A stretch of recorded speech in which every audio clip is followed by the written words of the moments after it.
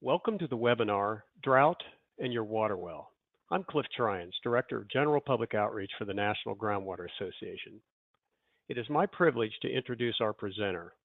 Gary Hicks is a registered geologist and certified well driller and pump installer. Gary also is past president of the Arizona Water Well Association and operates his own business, Into Wells, LLC, in Tucson. During the presentation, feel free to type questions in the question box. At the end of Gary's presentation, he will answer your questions. Also, at the end of the presentation, we will make a handout of the presentation available for downloading. This webinar is brought to you by the National Groundwater Association. So without further delay, I'll turn it over to you, Gary. Well, thank you, Cliff, and thank you everyone who's joined in with us again this morning for this webinar. I've done a couple of them before, and I enjoy always coming back and doing another one. As Cliff said, I'm coming to you from Tucson, Arizona. So in a manner of speaking, we are one of those areas within extended drought. The desert's been formed after millions of years of inadequate rainfall. But we're here this morning, and I guess I can summarize it by saying that we know a thing or two about drought because we've seen it. Kind of reminded of the commercial of the farmer's insurance man. We deal with drought and low productivity wells on a daily basis almost down. As a water well contractor myself for many years, it was a challenge for me to help and keep many of my customers in sufficient water. So throughout that period and everything, we've learned a thing or two about dealing with drought because we've been there. But there are other things that can impact and affect the loss of water from a well. And just because there isn't water there at the moment, that may not mean that there isn't more water that's available to you. So we've developed a method or two and a trick or two to get past those tough times. So maybe I can share some of those things with you. And just because you decrease productivity in your well, it may not all be due to drought. I'll show you some examples that can apply to that statement. But first of all, think of your well and an aquifer as a straw placed in a glass of water. When it's full, you can get plenty of water out of the glass. But as you drink and as you use the water, it's likely going to drop down and go down until you have less and less water to pull from. But when the well is cold, or we say it's dry, it isn't necessarily totally dry, it just doesn't meet your needs due to drought. It's kind of like taking the water off of the submergence of the straw, and all you get is air. So, and that can happen because of drought, and it can happen because of other problems with the well too. We'll talk a little bit about each one of those today. Here's a couple of illustrations about when a well goes dry due to drought. It really means is that the water table in the well has dropped below the level of the pump, as shown in these two illustrations. On the left is the good times when water level is high and the pump is adequately submerged. On the right, you can see that conditions have brought the water table down below the placement of this person's pump. Now, wells don't typically go dry all at once, but they slowly get worse due to lack of aquifer recharge, and that's something I'll talk about in just a moment. Recharge back to the aquifer is necessary to keep an adequate water supply for your well. So typically they don't go dry all at once. They go down slowly, and typically homeowners were not watching for this decline. We're not measuring this declining water level, and we don't see it happening as it's going on. And there may be more straws, meaning more wells in that same glass drawing out the water than what the natural recharge is putting back into the ground and are replacing. So seasonal variations in weather patterns can impact shallow wells just as much as can the drought cycles that go on. And a decline, And a decline in a recharge coupled with the continued pumping of deeper wells can cause the shallower wells to go dry, even though there's not a drought. It's just because of the additional pumping by other people putting in new wells. So often it's the older wells that were drilled only into the top portion of the aquifer, only as deep as they needed to be. They didn't penetrate the full thickness of the aquifer because it wasn't necessary at that time. And those wells are the wells that are most likely to fail first. And some wells can be deepened and the pump lowered and to keep the well owner in water. And I've done that. And as I say, we've seen a thing or two. So we can deepen wells and lower the pump to keep the well owner in water in some cases. I'll also talk in a moment about how some wells and why it's difficult or not practical or impossible to deepen them. But lowering the water table and lowering the pump may put the pump itself into the perforated intervals of the well and very close to the bottom. And that can cause some problems because when the pump is lowered into the perforated intervals where the water is entering through the casing, it can put it immediately adjacent to those slots where the velocity of the water coming through there will carry particles of sand simply because it's so close to the inlet of the pump. The other factor that causes that to happen is that because there's less water, fewer perforated intervals available because the water table is declining, if the well is pumping at the same rate, the velocity of the water through the few remaining perforations is going to increase. And that will bring in sediment and cause problems with the well and cause problems with your drinking water. So where do we get the recharge to our systems? Well, most of it comes from rainfall. And the amount of rainfall that you get, we get 7 to maybe 10 or 11 inches of rainfall a year.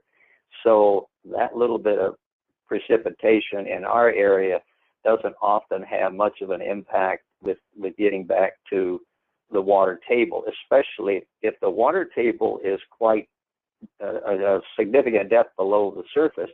The two dark lines shown on this illustration point to the depth of water in the well. And maybe in some places this could be just a few tens of feet, but in a number of wells in our area, this is hundreds of feet down. So a little bit of rain falling on the surface does not quickly impact the water table or recharge the aquifer in much of our area. So we go to other avenues. In the illustration here on the right, it shows a recharge taking place into the aquifer from a stream. Well, we get stream events like that, but they're not year-round. It's not happening day in and day out. Those are occasional things when the washes run, and it does recharge the aquifer. As I'll show you in a moment an illustration of how it does work that way. But in areas of extended drought, or if your area has experienced a drought, perhaps there's been some measurements being made to artificially recharge the aquifer. This illustration here shows artificial recharge taking place by injecting water from another source into the aquifer through a well.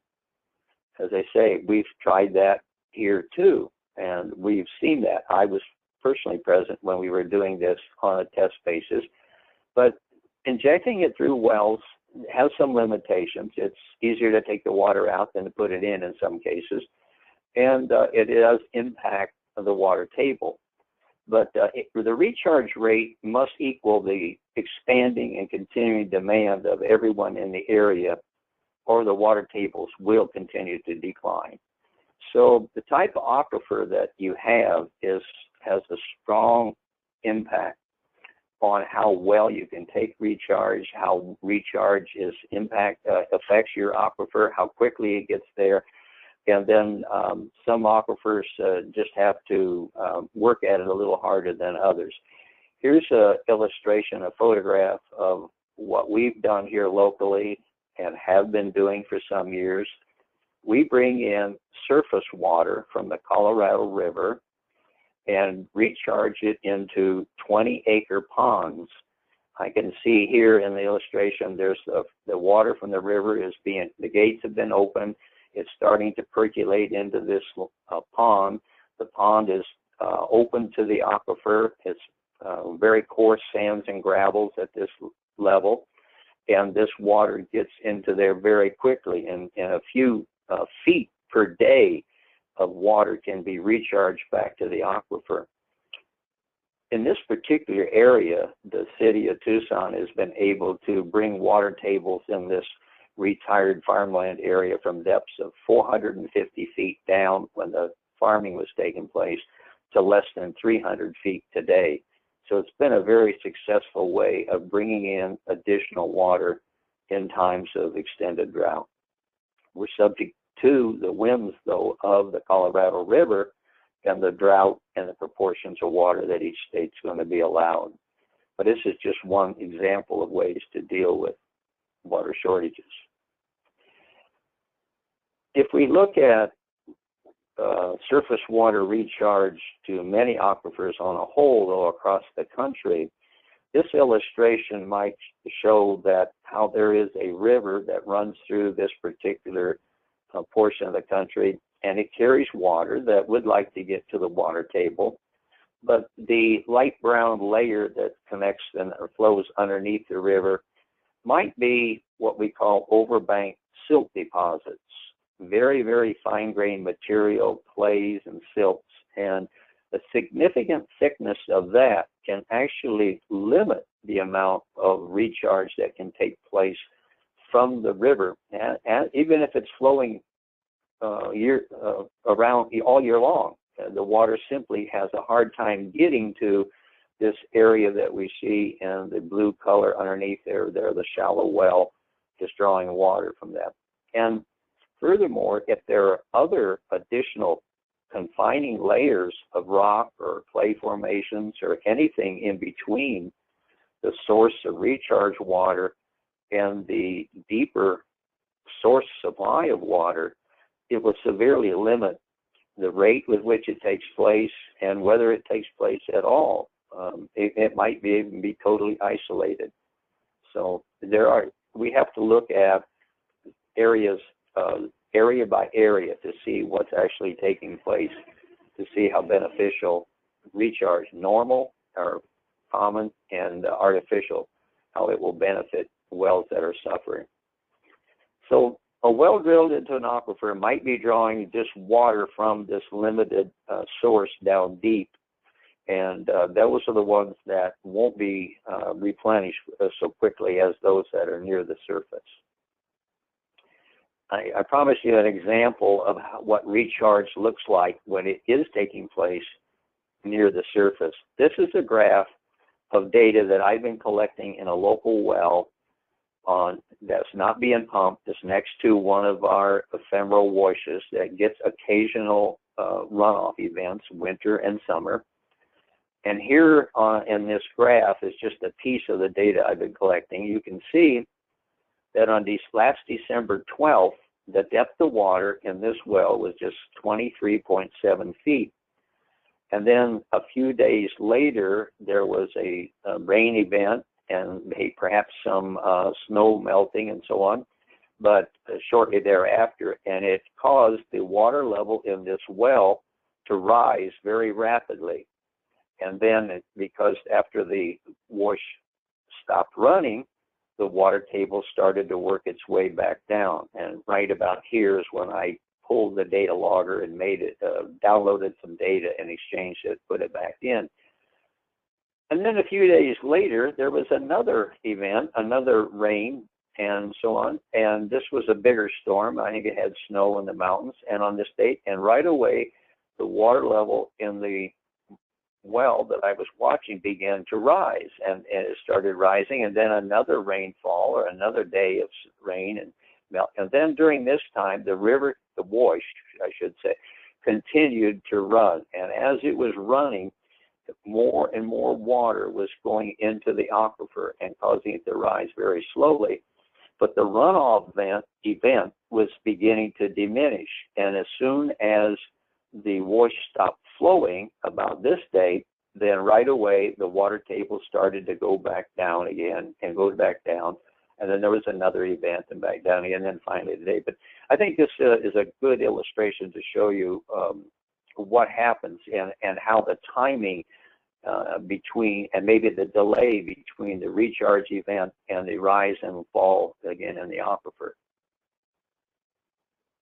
Now, aside from the recharge events or the declining water tables that take place naturally, there are issues that come up where wells simply lose their productivity because of blockage caused by chemical precipitation in the screen area and clay particles being brought in against the inside and the outside of the well. Both of these things. Here's an illustration of a well casing that had been removed and how corroded and plugged up they can be.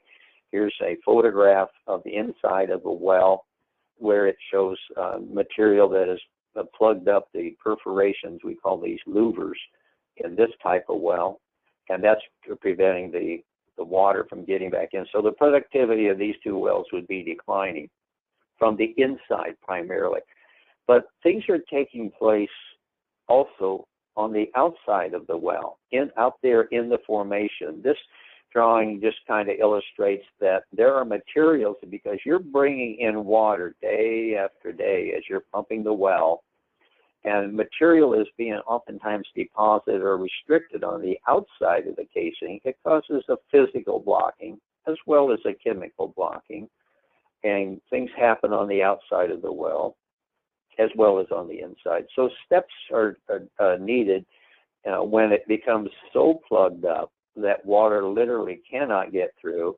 You may think, oh, my well's gone dry, but it isn't dry. It's just that the water can't get back into the inside of the casing. So we have tools. When I was a contractor, we used tools like the one shown here.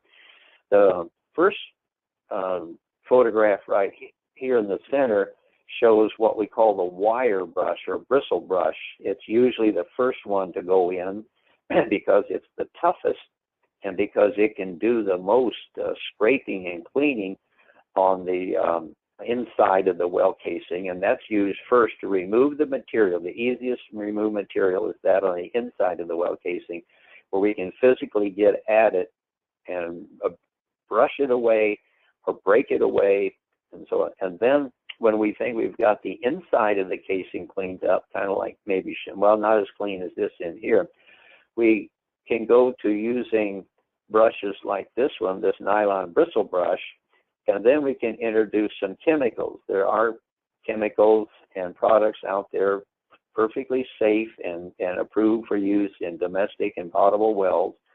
And with a bristle brush of this type, we can interject an acid. We can put acidic fluids down in the well and agitate it with this brush or with something other device and get the action going through the perforations and into the material that's been deposited just on the outside of the well casing. When we think we have that material loose and circulating around, there's other techniques, other tools that we can put in place. The illustration on the left here shows a water injecting tool.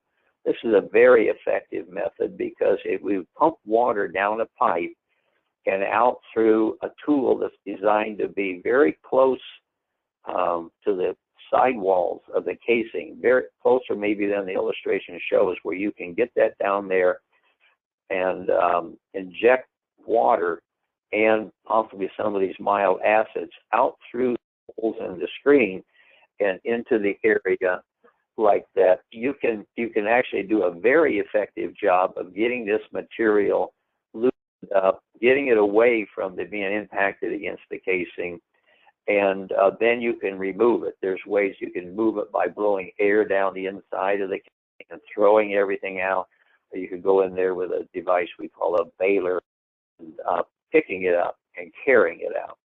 Either way, the idea is to try and get your well back performing like it did when it was new, and maybe look something like this photograph in the upper right corner here, where it shows good, clean louvers in the well again. And this is very effective techniques for getting your water supply back into your well.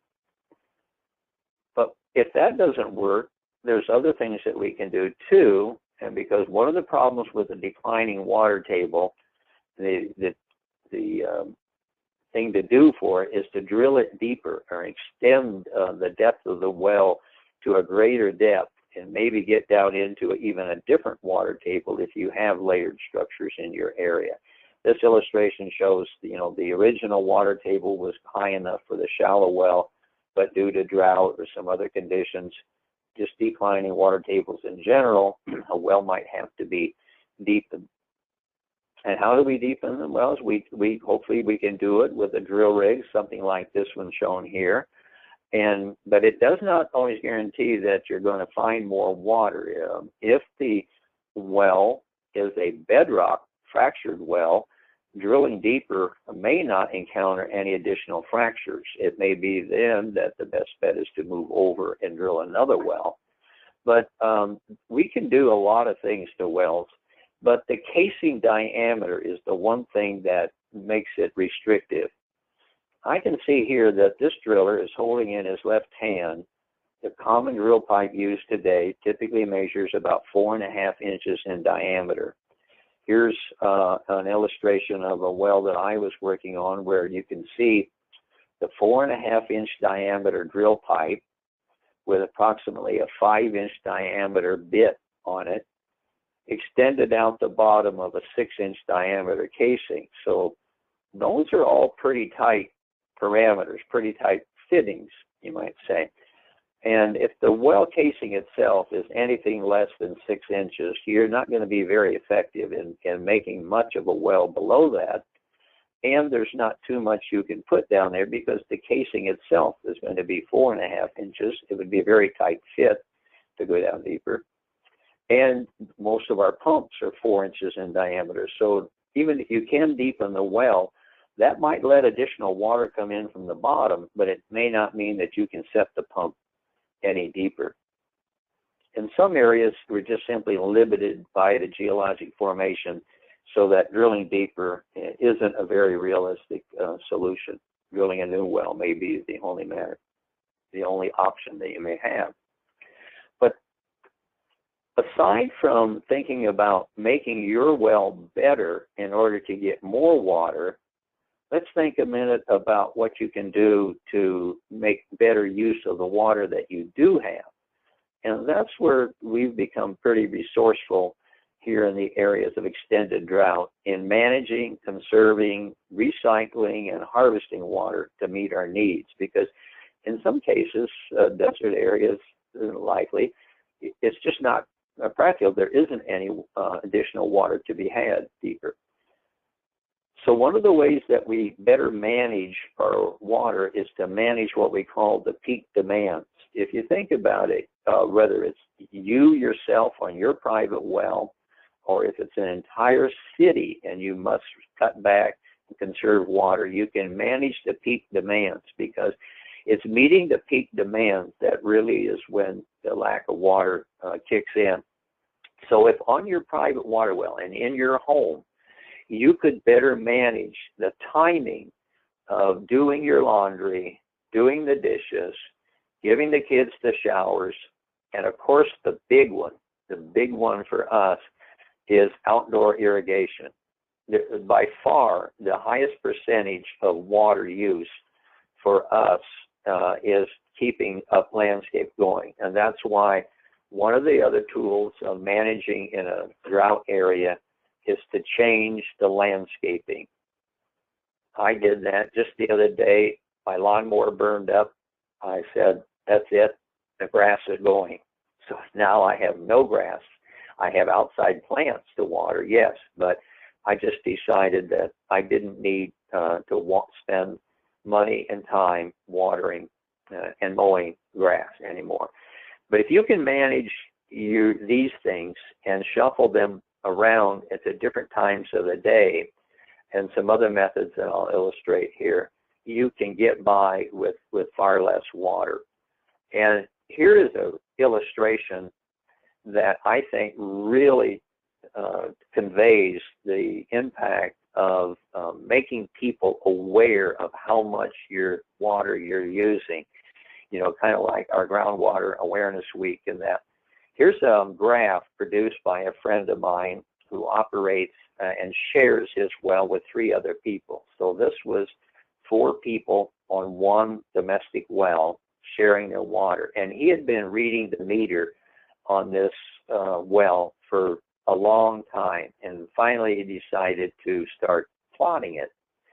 So the first portion of the graph shows how much water the 4 homes were using. It was an average of 1,472 to 82 gallons per day throughout a fairly long period of time. As soon as he started graphing this data, like shown here, and providing this information to each one of the people on the system once a week, they begin to adjust their habits and their use patterns. And look at the reduction in average use from these people, from hundreds of gallons per household per day down to roughly 100 gallons per household per day. This is an amazing reduction in usage, and people just found ways to, say, be more conservative, use less water, and or adapt their living style a little bit. I called this, or nicknamed it, what I call the Prius Effect, named after the dashboard of the car that I was riding in a friend's. And as you start to see it and get instant feedback of what you're doing with a vehicle or what you're doing with your water on a daily basis, you start to adjust and take control, take ownership of what you're doing. And in all the presentations that I do to private well owners, I encourage each and every one of them to put a simple water meter on your private well and read the meter once a week, or maybe even once a month, and divide it by the number of days of that month, and actually record and see how much water you're using. You might be surprised. And the other thing that it does for you is that you have a leak developing in your system, a graph that shows how much water you use, or awareness. Seeing the meter go around when none should be moving will tell you right away. And that is a good thing to do. So I encourage everybody to, whether you're reporting it to anybody or not, just metering your own well is good advice, especially when you're suffering or have restricted to recharge. There's other ways to manage your well. This one, I call it managing the well operations from above ground. I've shown here 4 illustrations of devices that I've used quite commonly installed on wells that manage the system from the surface. Every time the well comes on, these devices manage and monitor the current that's being used to operate the pump down in the well. And as it runs, it senses that, okay, the well's working right, the pump is working right, and everything is just fine. But as soon as these devices sense that it's maybe gulping air, gulping water, or pumping air, pumping water, and or the amperage of the running of the motor decreases significantly, then it shuts it off and forces the well to rest for a prescribed period of time. And that's a variable that I can set with the meters, with the dials on each one of these devices. They have the ability to shut the well off and do not let it run, so it won't cause any damage to the pump and the motor down in the well when it's getting close to failing. Here's another variation of a device that I've used on occasions. It shows we put sensors down in the well by physically hanging there. This doesn't show the pump in the well, but because I thought it would be too cluttered. But by hanging 3 wire probes down in the well, this one is green, one is called the ground reference. And if the water level is at the high dark blue line here and both probes are submerged, the well does not run. But as soon as both probes are out of the water, then it tells the pump to come on and run. And then when it's feels it's recovered sufficiently and the water level is back up to both probes are covered, then it will allow the well to run again. But what do we do with the water that comes from managing the well in this manner? Oh, let me show you one more before I go on. Currently today, we have more modern devices, we call them pressure transducers, that we can install in wells like the illustration shows here, where this pressure transducer located down in the well, maybe close to the pump, will sense and detect how much water pressure it sees over the top of it. And when it starts to get down to this level here of the label number 2, it will shut the pump down or shut it off. In some cases, we can even slow down the pump to pump less water and maintain it at this level. But there's a lot of different products out there, and we're not into endorsing any one particular product. You can talk to your local water well contractor about various ways to manage your well in such a way to deal with the drought conditions or the lack of sufficient water. But these devices, all of them, manage the well and the water system for you by pumping the water into a tank. Because, again, coming back to peak demand, you don't use all the water out of the well at one time. So if you can slowly fill up a storage tank until you can keep the tank nearly full, you can have a lot of water from a slow producing well. My saying is happiness is a full tank of water. And additional sensors can be placed inside the tanks, just as they can in the well, that prevents the booster pump from running until the water level is adequate. An additional benefit of having a storage tank on site, and I've built many of these and installed many of these and encourage it anytime that people have animals, such as horses and so on, because horses are really stressed quite badly in the hot heat if you can't get water to them. So if you have a storage tank and you have needs, then you put the storage tank in, and if in the case of a drought, you can have water delivered to the storage tank. Whereas if you just have a well, you can't bring out 1,000 or 2,000 gallons of water and put it down a well very easily. So storage tank is one way to adapt your system to handle low yielding wells in times of drought. But also, besides using just groundwater, low yielding wells can be managed to meet reasonable demands by modifying the system. This is recycled water. Now, not every place, every state, every county allows you to use what we call gray water. Gray water is the water that you can collect from showers, from vanities, and from washing your clothes and so on. And you can put that water into storage vessels and containers. I always recommend here that any gray water be stored underground, because of obvious reasons, not to attract mosquitoes and other animals and things to it. But gray water can be used for your outdoor watering needs. And it's a very popular place, but only where it's allowed by law or by regulation in your area. But you can capture and recycle a lot of water. And the cisterns that people build into the ground, or the tanks that they put in basements or lower areas to collect gray water, work quite well. And it is a very effective way to get more use out of the water that you do have. Now, there's another water that can be harvested in some areas, but you do have to look at laws and ordinances regarding that.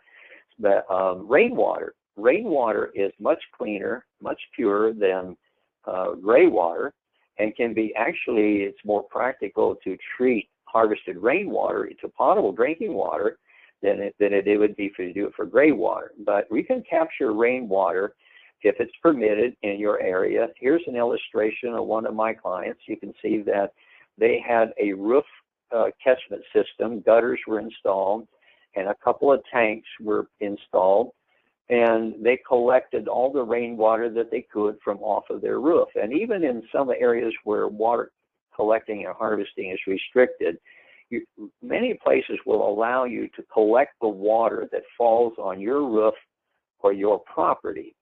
But there's a difference between collecting the water that falls on your roof or your property versus trying to capture and retain water that originated at some other source off your property, was passing through your property, and was intended for the people downslope to use. So you have to be very careful and check the ordinances and the laws in your area. But rainwater capturing is allowed for us, and we do make very, very good use of that. A few people treat it to potable water needs and get by exclusively on their rainwater, even in our desert area. But they have to be very, very careful, very mindful of how they use every bit of the water. But it can be done. So droughts will come and droughts will go, but there's always a rainbow, at the end of the storm. And there are many ways to deal with water storages through conservation, recycling, harvesting, and so on.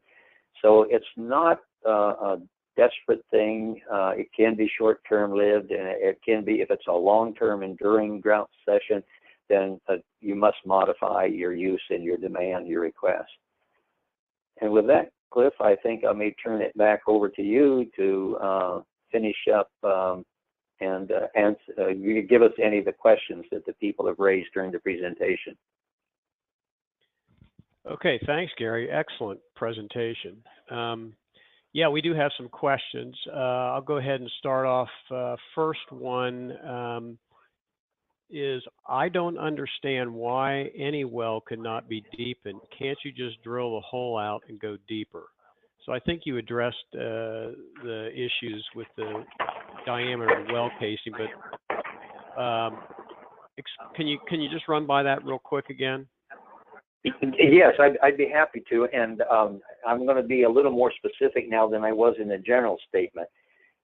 Many of our domestic house wells today are made of 4.5 or 5-inch PVC cased wells, and you just can't get 4.5-inch drill pipe down 5-inch PVC cased wells. That's why I say that I didn't even like to go into a 6-inch steel cased well, because of the fear of getting the cuttings, the annular space between the 4.5-inch drill pipe and the 6-inch well casing. If you get 300 or 400 feet of that with rocks and clay and sand all in the middle of that, you can just simply lock your drill tool inside the well, and you can't drill out the PVC very well. It's not a nice material to drill out. Been there and tried that. So basically, if your well is an older well and it's 8-inch steel casing and does not have a steel plate on the bottom, is open bottom, then we can drill those out. But it's not practical to try to drill out 5-inch PVC wells. Okay. Here's another question, somewhat related. Would there ever be a reason to drill more than one well on a property? Would that make any difference? Yes, it can, and that's a very good question. And actually, we are allowed to do that by law in our state. If the first well produces less than 2 gallons a minute, you are allowed then to drill a second well. I've never been asked to drill a third, but if your total yield of your well is less than 5 gallons a minute, that's still enough water to get by. But we have people that do live on 5-gallon-a-minute wells quite comfortably, but they're aware of the need to manage and conserve their well. But you would have to look at the laws of the state that you're in and or local regulations as to whether or not you're allowed to have 2 wells on the same property. If you are allowed, yes, that's a good option to have more than one. Okay. Here's another question. If I were going to have auxiliary water storage, how can I figure out how much storage I need? We have a number of questions where people are trying to figure out some reference point for what their need is, and what you seem to be saying to some extent is you may not need as much water as you think you need, but how would you respond to somebody who's trying to figure out how much storage they should get? Well, the first thing I would suggest is put a simple water meter on your well system and read and graph or plot how much water you're using every day. It's difficult to know and which month of the year you're using it. But if we use data collected from studies done in other places, you would see that there were highs in the past where, like say, people in Las Vegas were using 325 gallons per person per day. Now, this is based on a municipal supply source. Well, down here in Tucson, when I was there, we were hoping to beat the peak of 150 gallons per person per day. But frankly, on my own private water well that I've monitored for several years, I know that with different number of people living in the family home, we get it down to 50 to 60 gallons per person per day. So you look at the number of people on the system and estimate from there how much water you might be using. But the best way would be to meter it for a short while and then do some math and figure out how much you think you're going to need. Okay, thank you. Here's another one. I'm in an area where drought has been a problem, and my well's productivity has been decreasing. What's the first step I should take? So I guess they're trying to figure out, what do they do?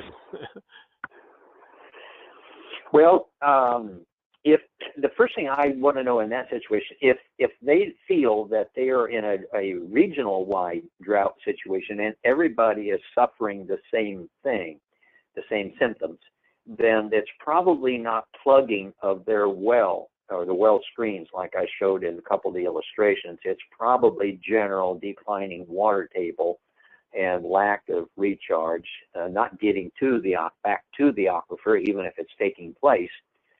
So then I would say their best option would be to go to above ground storage and get prepared and have that as an option.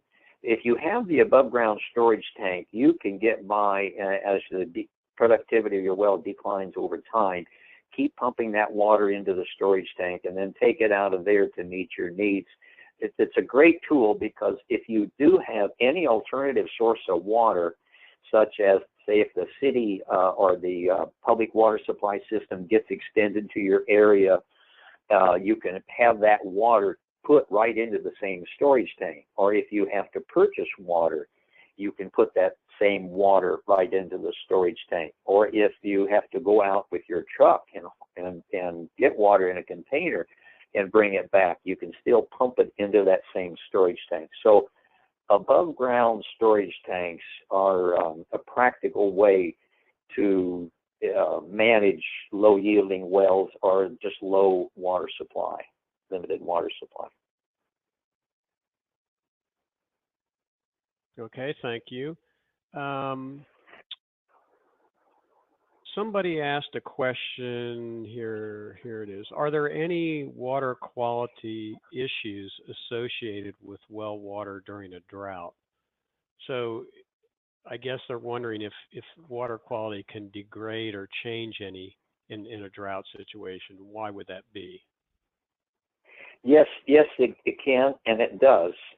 If you think back to the slides that I showed about the full aquifer when the water table is high and the water comes into the well through the perforations typically located down towards the bottom. So if you have a lot of water over the top of it, you could be pulling water in from the preferred zone of the aquifer. We have aquifers that contribute water because of the sorting of the material is much better at different depths. But you can get the easiest water, the fastest, smooth, not most transmissive is the word we use, that comes through the formation, comes into the well, and it can be a combination, a mixture of water from many different layers in the aquifer. But when the water table declines and you get down to just a limited number of perforations at the bottom of the well, and it's the same GPM flow through fewer slots, then the velocity increases. That picks up sediment that wouldn't otherwise move through slower velocity water. And it also brings in water from just the bottom end zone. So the quality of the water in the older formations can be saltier, harder, and contain different elements, and that's the water that you'll get from the bottom of the well, rather than the blend of water that comes in from the recent rain and recharge. Because when you get recharge, you're getting good quality, better quality runoff, rainwater, and mixed in with your older water deeper down in the formation. That's a general sense of explaining why water quality can change with drought conditions. Okay, thanks. We had several questions related to installation of things like meters and the transducers, the things that control the pump and things like that. So I guess the question, I'll just kind of mold these into one, but people are wondering how do you get these installed, and what do they cost? So do you have any general information along those lines? Well, to get them in, these are typically not owner installed things. Possibly a flow meter in your line. Yes, I think a lot of people could get a water meter installed in their flow line, especially if they're using PVC distribution pipes. But the electronic sensors, monitoring devices, motor protection devices, and so on, I definitely recommend contacting a local licensed NGWA member in your area and get that done professionally. Typically, there's a learning curve with each one of these techniques and tools, and while they're very, very good devices, I think they should be installed by professionals.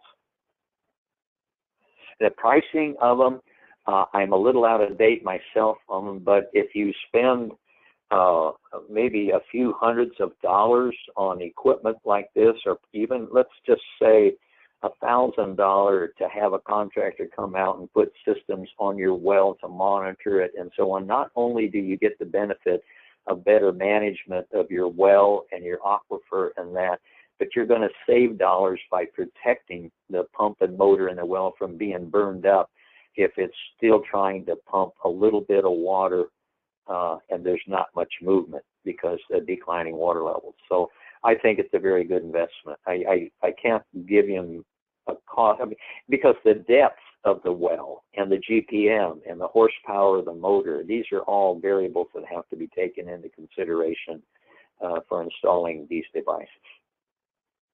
Okay. I want to throw in a question myself. It has to do with measuring water usage. It sounds like there are different levels of sophistication as to how you get that information, like a meter that might show the total usage, and then you would check it periodically, versus something that maybe produces data more like that graph you were showing, that's maybe a more real time, or something more precise as far as the presentation of the data. What can you say about that, and whether why would somebody want to get more precise versus just a regular meter? Okay, that's a very good question. No, the water meter that I record on my own, well, is I simply read it on the morning of the first day of each month and take a photograph of the indicator. We don't read GPM. That's not what I'm saying. The gallons per minute that's coming out of the well is not what I want to know. What I want to know is how much water I'm using every month. And I just simply do that and put it into an Excel spreadsheet. And that's the same thing with the graph that my friend on the shared well showed us, where he's just simply putting it into an Excel spreadsheet and plotting the point, or letting a graphing function plot the points. No, I'm not meaning to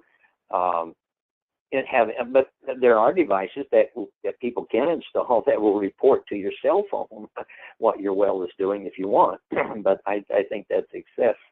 But if you just monitor how many gallons you've used in the last week or the last month, and do that for a year or so, you'll begin to see patterns, that, well, we certainly do, because we use so much more water in June before the monsoons come, and then after July, then the usage goes back down, then it comes back up again in October, November before the winter rains come, and we don't water, as much. So just reading it once a month, reading the total of gallons pumped per month would be adequate. Okay. Have a question. Can I do anything to help with recharge on my property? So I guess they're wondering is there anything they can do on their property? I know I've read about rain gardens and things like that, but is there anything people can do that could actually help right on their own property as far as recharge goes? Well, if you can collect the rainwater falling on your roof, yes, you can recharge that into the ground, and that's certainly, in most cases, that's perfectly legal to collect. That's your water. It fell on your roof, on your land. But now I'm concerned about areas where the water rights are, the first in time is the first in right, and so on, where water rights are held by the people who were there first. And if you're talking about intercepting a stream or diverting water that normally passes through your property, that's a touchy issue in many places, especially here in the Southwest or in areas where perennial drought. So you can't just do that. You can make rock gardens and little riffles and things on your land that will collect the rainwater that falls on your land and ponds it a little bit. We do a little bit of that, but if it does happen, we want that water to get back into the ground right away because we don't want to create mosquito breeding grounds. So, and the issue that is critical is the depth to groundwater beneath your land. If it's 500 feet to water, then catching water on your land, that way and intercepting it, but it will help the trees and maybe reduce your local landscape watering, but that water's not going to get back to the water table if it has to percolate through 500 feet, of soil. Okay, that makes sense. Here's a question. Is there a problem with having a storage tank in a hot area? Can the water quality be affected? So I guess they're wondering if the water will get foul or anything like that. Yes, it does. In the discussion where someone's asking how much water do I need to store, I said, well, the thing you need to do is you look at your demand and see how much you're using. And I'd say that for the same thing for sizing the storage tank, because if you get too much water and it doesn't get refreshed enough, then yes, the dead air space at the top of the tank, I said, happiness is a full tank. So a full tank means that you have a limited amount of airspace over the top of the water underneath that tank. And in the hot sun, that atmosphere in there gets quite warm. And yes, even the simplest of bacteria can form and bloom in these storage tanks. So my personal and local recommendation here is that if you have a storage tank that's holding your potable drinking water and your irrigation water too, for that matter, you should be possibly chlorinating it and putting some chlorine in there maybe twice a year or maybe seasonally, then 4 times a year, something like that, with a light dosage to just manage and keep the bacteria that could develop in that upper area where it's so warm and nice and humid from getting out of control.